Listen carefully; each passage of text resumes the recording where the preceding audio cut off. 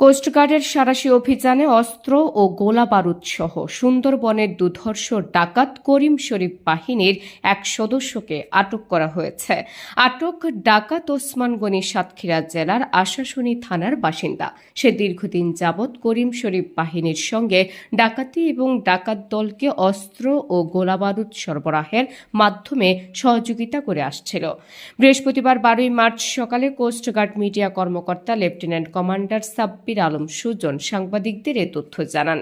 তিনি বলেন, গোপন সংবাদের ভিত্তিতে জানা যায় সুন্দরবনের কুখ্যাত ডাকাত করিম শরীফ বাহিনীর সদস্যরা সুন্দরবনের সেলা নদী সংলগ্ন মূর্তির খাল এলাকায় অবস্থান করছে। এমন তথ্যের ভিত্তিতে আজ বৃহস্পতিবার সকাল 6টায় কোস্টগার্ড বেস মোংলা কর্তৃক ওই এলাকায় একটি বিশেষ অভিযান পরিচালনা করা হয়। অভিযান চলাকালীন ওই এলাকা থেকে সুন্দরবনের কুখ্যাত ডাকাত করিম শরীফ বাহিনীর সক্রিয় সদস্য ওসমান গনিকে আটক করা হয়।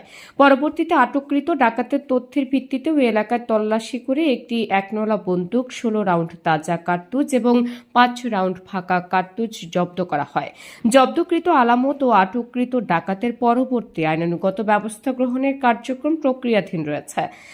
গোপন সংবাদের ভিত্তিতে জানা যায়, সুন্দরবনের কুখ্যাত ডাকাত করিম শরীফ বাহিনীর সদস্যরা সুন্দরবনের সেরা নদী সংলগ্ন মূর্তির খাল এলাকায় অবস্থান করছে। প্রাপ্ত তথ্যের ভিত্তিতে আজ 12 মার্চ 2026 তারিখ বৃহস্পতিবার সকাল 6টায় কোস্টগার্ড বেস মোংলা কর্তৃক উক্ত এলাকায় একটি বিশেষ অভিযান পরিচালনা করা হয়। অভিযান চলাকালীন উক্ত এলাকা হতে সুন্দরবনের কুখ্যাত ডাকাত করিম শরীফ বাহিনীর একজন সক্রিয় সদস্য ওসমান গনিকে আটক করা হয়। পরবর্তীতে আটককৃত ডাকাতের তথ্যের ভিত্তিতে উক্ত এলাকায় তল্লাশি করে একটি একনলা বন্দুক, 16 রাউন্ড তাজা কার্তুজ এবং 5 রাউন্ড ফাঁকা কার্তুজ জব্দ করা হয়।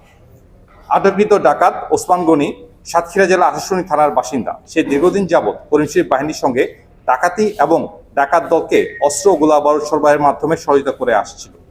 জব্দকৃত আলামত ও আটককৃত ডাকাতের পরবর্তী আইন ব্যবস্থা গ্রহণের কার্যক্রম প্রক্রিয়াধীন রয়েছে। আমরা দোষীদের উদ্দেশ্যে বলতে চাই, সুন্দরবনকে দোষমুক্ত রাখতে কোস্টগার্ডের অভিযান অব্যাহত থাকবে। সুন্দরবনকে দস্যুমুক্ত রাখতে কোস্টগার্ডের অভিযান অব্যাহত থাকবে বলেও জানান কোস্টগার্ডের এই কর্মকর্তা।